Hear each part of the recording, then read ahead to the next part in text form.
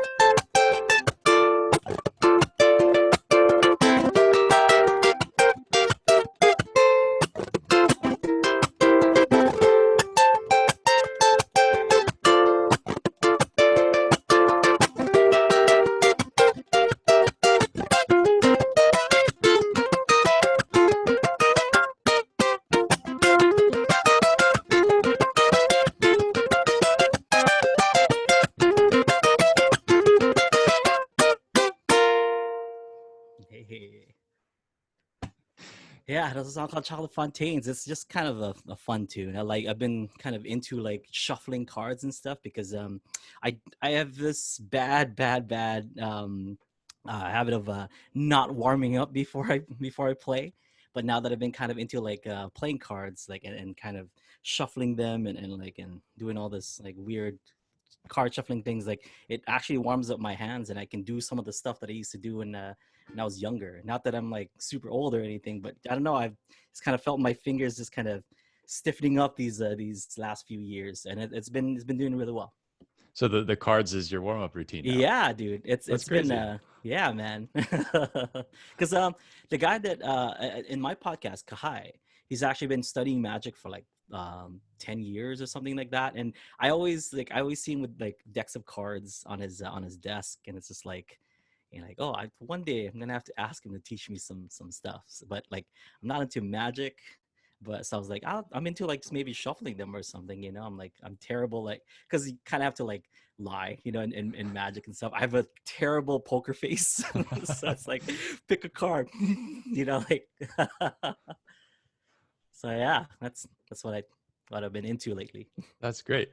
Well, I've been thinking about this now that we've kind of, I don't know, kind of been on each other's radar. But a Mhm. long time ago, you had that song "Bandito Tyler," Yeah, yeah, yeah, yeah, yeah. and I learned that back in the day when I was just a Oh, little right kid. on. Cool. Thanks. And I remember you really used a heavy duty muting technique Mm, with a strum, but you were just playing mm, mm, single notes or double stops. And I noticed you're mm. doing a lot of that on this new song. So could you maybe Yeah. talk about how you came to incorporating that into your style? I'm a huge fan of like of Jimi Hendrix. That's why like I think we talked about this in on my pod where like you put like an emphasis in playing like very clean and like nice tone and stuff. I'm like the complete opposite of that. I'm like I just want to get the notes out. Like I'm a melody guy. Like I want to hear the melody, but not necessarily like I don't want to hear it. Oh, I don't need to anyway. I don't need to hear it like nicely, which is fine if you're playing like fast things like that.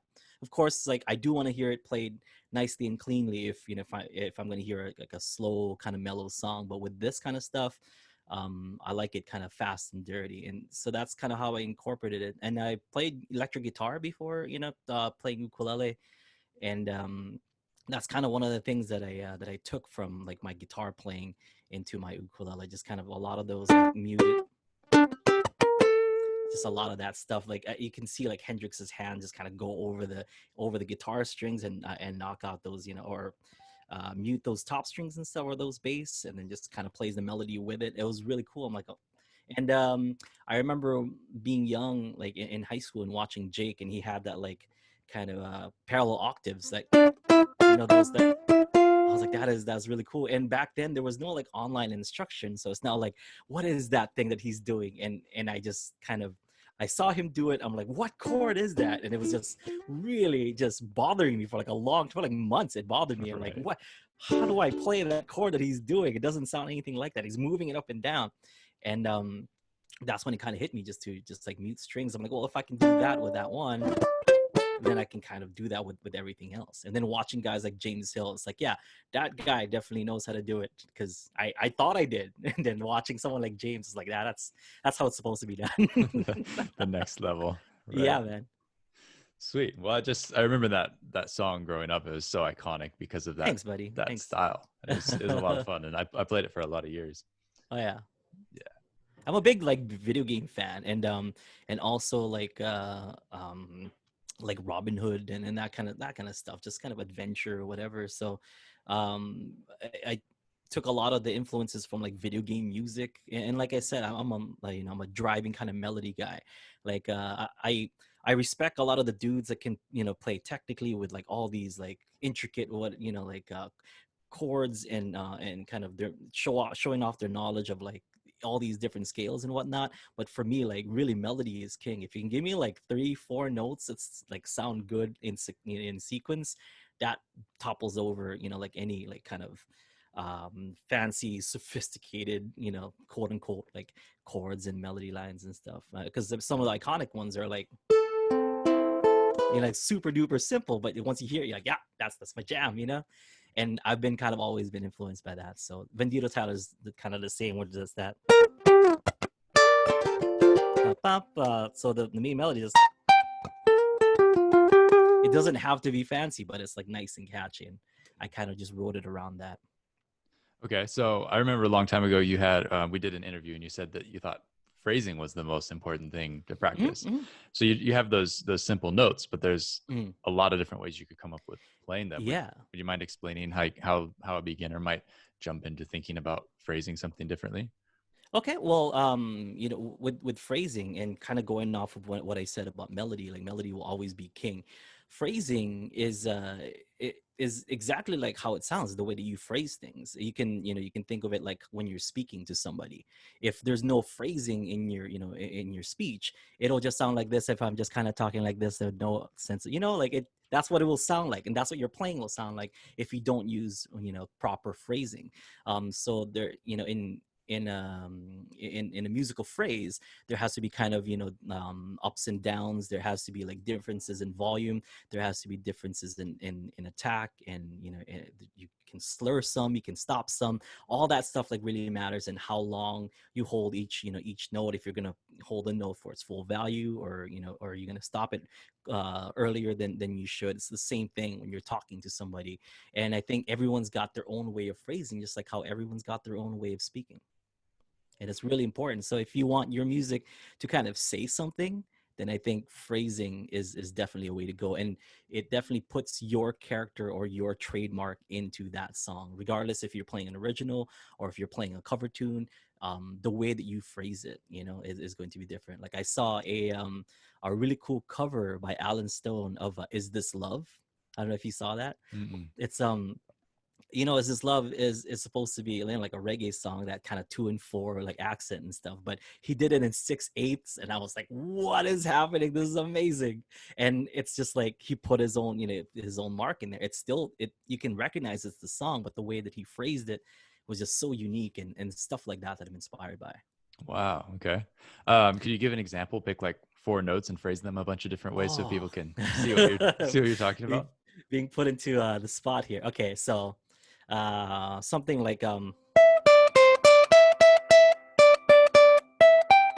even that's kind of phrased. You can just go,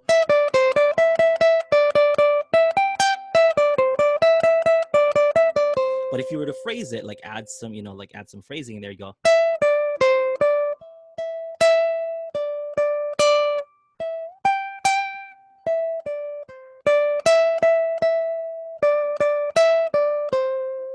There's like some vibratos in there. There's like a difference in in volume. Maybe I'm stopping some and I'm letting some go like a little bit longer. So although it's the same song and the same person can kind of recognize that, oh yeah, it's Mary Had a Little Lamb, but it's going to be a lot more characteristic of the player if that player kind of puts their own expressive phrasing to it. Nice. Well, I noticed that you're kind of phrasing many different things. It's not Yeah. necessarily just Oh the yeah, the one phrase. Yeah. right, because Yeah. people a lot of times people think phrasing and they think like pushing and pulling the note rhythm a little bit, Mm-hmm, but mm-hmm, you mm-hmm. can really phrase anything with the vibrato or your touch or Yeah. your dynamics, which is Mm-hmm, really mm-hmm. interesting as well. So when you combine all those things, you have that full Yeah. signature sound. Right, right, right. And like that, I think a lot of ukulele players, especially nowadays, because there's like a lot of uke players out there, and especially guys who are influenced by by Jake or James or Calais and stuff.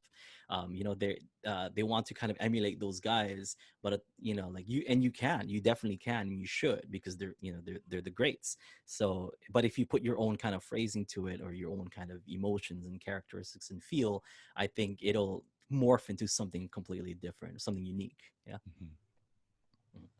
So we were talking just the other day that Ukulele Underground is kind of your main gig. Hmm. You also play around Kauai, I do. I playing do. gigs and stuff. What is Mhm. that like? I play once a week, twice sometimes, like just so that I don't get rusty, because like I need kind of an outlet to like let out all this, like, all this energy. I'm a big, like, energetic kind of guy and stuff. So, we play Wednesdays over at the Oasis in Kapa'a. Well, did anyway, like, Right. yeah, before the lockdown happened. But it's great because we only play that one place. But if like a friend of mine asks me to kind of jump in on their gig, that's when I'll have like a second gig for the week. But for the most part, my gig is that Wednesday night, and it allows me to kind of experiment with some songs, play some old school songs that I kind of like, and maybe work on some songs that I'm about to put on an album or something. But it's cool because there's been no like advertising for it or anything, but like the restaurant's been really nice to kind of let us make noise, in the restaurant.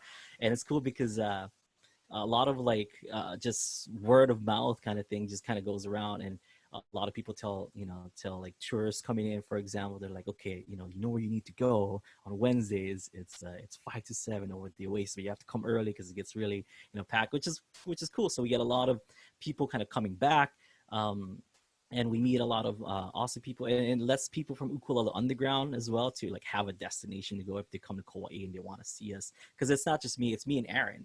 Aaron will play guitar with me, so it's like 2/3 of the guys who run Ukulele Underground. So it's kind of a cool like meet and greet place as well. But it's nice because doing the lessons for Ukulele Underground, I always have to kind of keep the um, beginner in mind, or kind of think like every video could be somebody's first video that they watch, and I don't want to be doing that stuff, and they're like, okay, well, next, like, let me find something easier. Mhm. So I always have to kind of keep that in mind, and I have all this kind of pent up like music inside me to just wants to come out. So Wednesday is when I let it all go. Nice. Sounds great. And at 5 to 7, that's like Yeah, 5 to 7. It's that's the perfect, man. perfect time. It's early, but it also speaks to, is that, are you guys like the main show?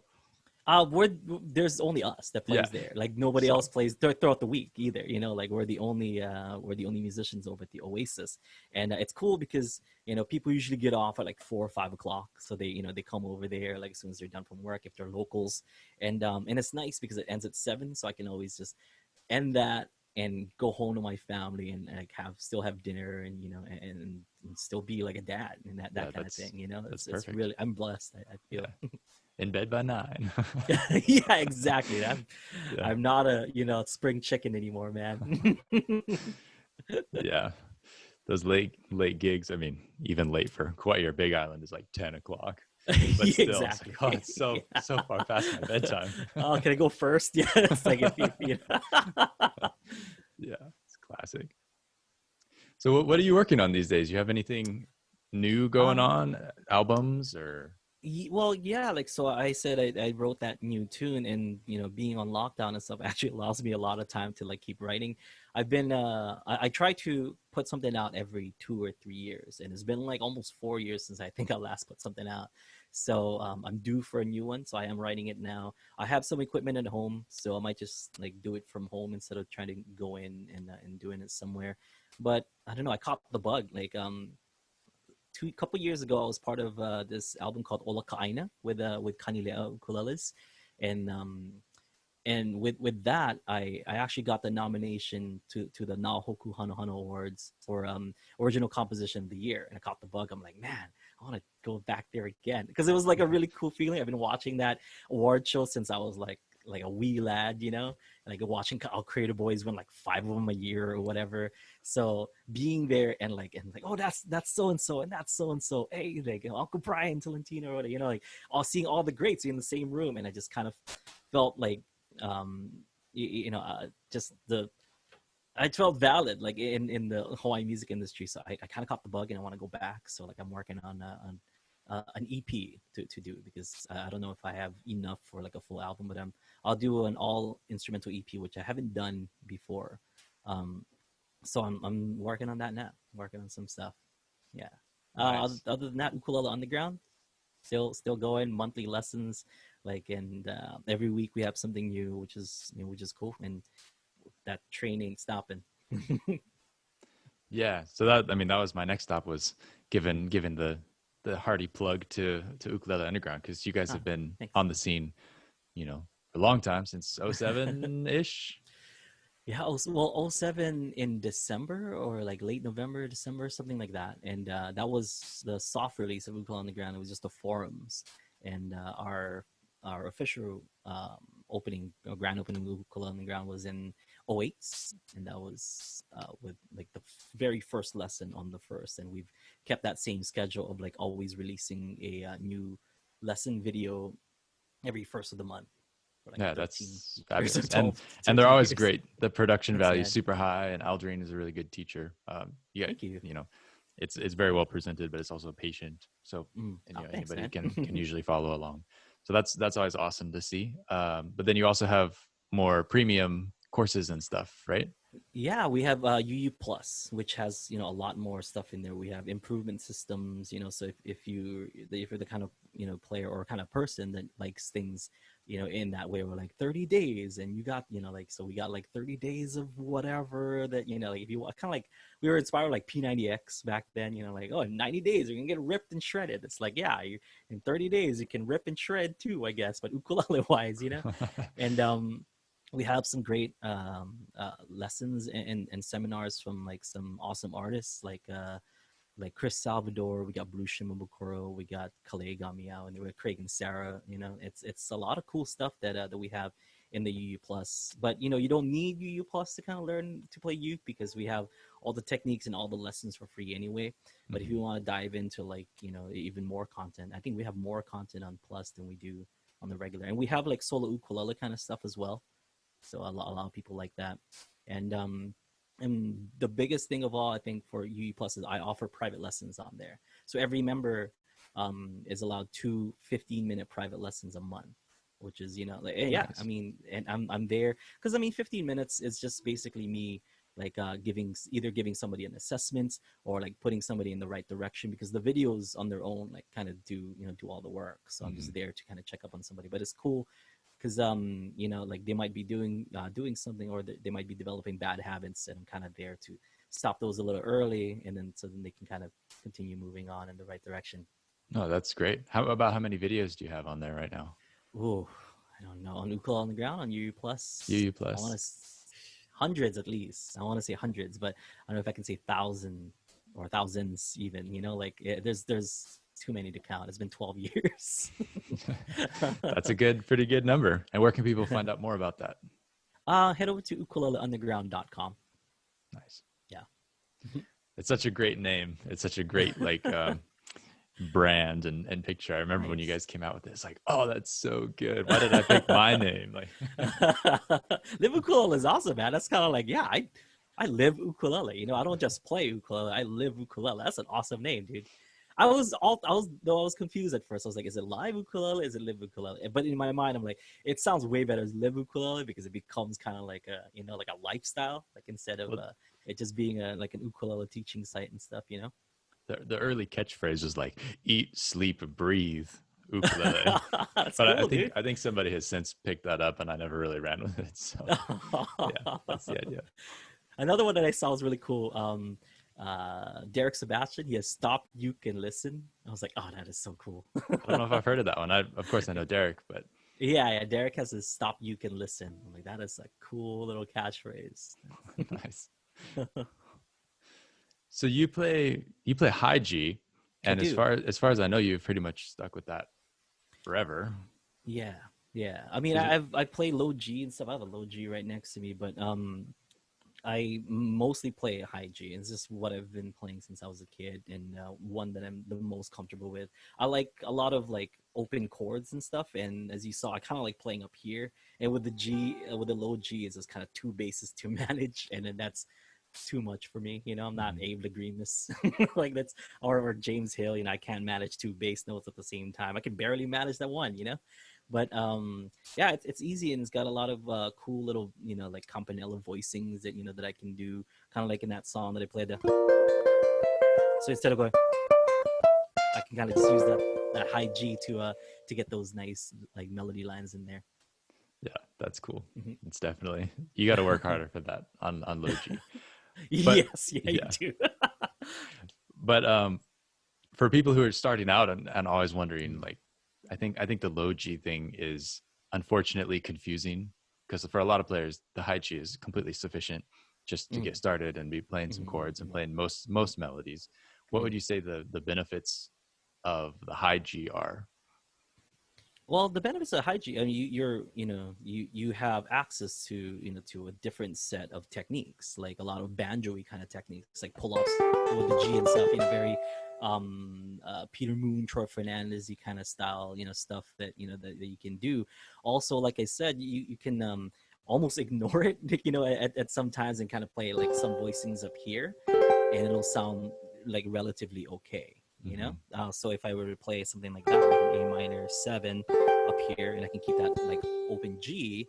But if I couldn't do that. I mean, I guess I could with a low G, but it just wouldn't sound the same. That low G is gonna stick out like a sore thumb, you know. Right. So for me, the advantage of kind of learning the high G allows me to really think about it as a three-stringed instrument and a four-stringed instrument, like kind of thinking of it voicings wise. But as a, you know, as a person who does solos, that's when like kind of the four strings come in, or, you know, the fourth string comes in. I can use it, like I said, with campanellas or different melodies or even techniques and stuff. But as a just a strummer, like if I were to kind of play like a B minor, for example, like that's something that simple, I can just go like this and get away with it, you know, like a B minor 7. I don't necessarily have to play the full B minor chord. Whereas in low G, that you will hear the difference between the B minor and the B minor 7. But for a high G user, it's tough, you know, unless you're listening for it. It's tough to hear. So it's more forgiving, I think, you know, in that sense.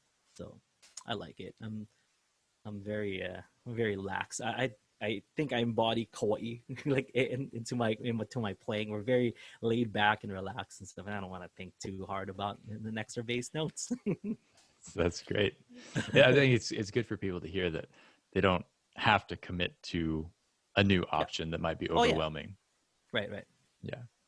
If it's good enough for Jake and good enough for Aldrine, it's good enough for everybody. Why do you play Logi? Mainly because that's the crew I grew up with. I grew up, Mm, learning from Herbote Jr. and I mean right. a lot of his disciples like Brittany Paiva and David Kamakahi. They all kind of I studied like that, with disciples. I like him. Yeah. it. So um, so when I showed up on that scene, that's what was happening, and everybody had it. It's like, well, if I want to That's learn to play cool. like Herb, which I did, Yeah. I'll try this out, and it just kind of that's just what I do. It's I'm sure it's It's just like you. definitely It's just what you start with and what you do. yeah, it's definitely cool. I mean, you have access to like some really beautiful voicings, with the low G. Not that you don't have beautiful voicings in the high G, but I think the low just really colors it, like a lot more than the high G does. So there are lots of advantages to playing low G instead of a high G also. But I think just it matches my personality if I were to just kind of sum it up in one sentence. Yeah, I feel like it's a pretty even give and take. It's not Yeah, like yeah. there's one that's obviously better Right, than right, the right. other. Because you talk about beautiful voicings on low G. I Mhm. listen to James Hill again, but when he Right. plays high G and he does his jazz stuff, he Oh, says that he likes to play jazz on high G mm, because it puts the notes a lot closer closer. together. Mm. And some of the stuff that he comes up with is like, oh, that's so good. Just Yeah. the chords that he plays with the high G, it really kind of it's a lot more focused, I guess, Definitely, and definitely. it's a nice sound. So Hmm, either way hmm. you go, you can't go wrong. I mean, cool, man. Well, just finish up with one more question that I know Sure. everybody, myself included, is dying to know. What is Mm. the future of the Ukulele Underground Forum? Can you Oh, give us any details? the Ukulele Underground forum. Well, the Ukulele Underground forum, we believe is its own thing, right? It's like its own living organism almost. Like it like lives and breathes through its like through its members. Like it we basically just keep it alive like financially, like we pay for like the bandwidth needed to keep the site open. And I think with like I think vip or whatever, that kind of helps in supporting that side of the site. But we mainly focus on uu plus now. So, and that's kind of how it's been for a long time, for years. But I feel like we don't want to get rid of the forums either. Although we have a forums in uu plus, we have our own forums there. But the original ukulele underground like forums, I believe, still has lots and lots and lots of knowledge and knowledgeable people, like especially places like the Luthier's Lounge. There's so much wealth of information there. And a lot of people made friends and families, and it's really, really, really cool. So we don't want to touch it like it's its own thing, you know what I mean? Like, and we don't want to show up and be like, that authority figure either, because we feel like it's better if it's a free like, place of free speech almost, like as long as you're nice to people, that's the only golden rule there. Like, just, you know don't be mean, that's really all that's really all it is. And if you're not mean and you just kind of share information about the ukulele, it's actually a great place to not just learn how to play or learn how to make ukuleles, but also meet some like-minded people, maybe some like lifelong friends, kind of like the people at like the Ukulele World Congress that meet up like every year in Indiana. They're like lifelong friends now, and that started over at the Ukulele Underground forums. So although we don't tend to it anymore, we believe that it does serve a huge purpose in the ukulele community, especially in the Ukulele Underground community, because that's OG. That's where it all started. That predates the front page, the regular Ukulele Underground, because the forums was there first. Yeah. So Well, thank you it'll so it'll be much. alive. Yeah, thank Someone you so will much for keep it up. providing that over all Yeah, these yeah. years. It's been a great resource for a whole lot of people. Yeah, I mean I pop in every now and then and stuff, and participate, but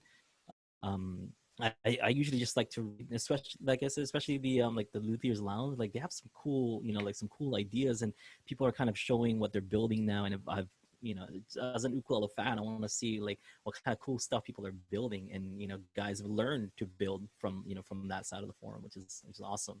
So when we go out to to tour in all these places, and we see some of those guys, they bring their ukuleles that like, oh, this is the first one that I built or whatever. Like, this is amazing that our tiny little forum can like create something like this, or like spark a burning passion in some people. It is really cool.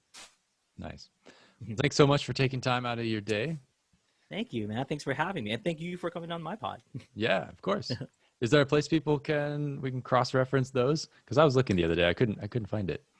Oh yeah, I gotta get the link from Kahai, but we usually post it up on UU Plus. So I'll give you a link where people can get the that podcast. But basically just Ukulele Underground. Just look for us, on the .com page, and we have Instagram, we have YouTube, and all that good stuff. But yeah, Facebook. That's really it. Just look for Ukulele Underground. We're there. Very good. Well, I'll throw some links in the description. All right, on. Thank you. And yeah, thanks so much, Aldrine. Thank you. Have a good day, man. Thanks, everyone. Aloha. Aloha.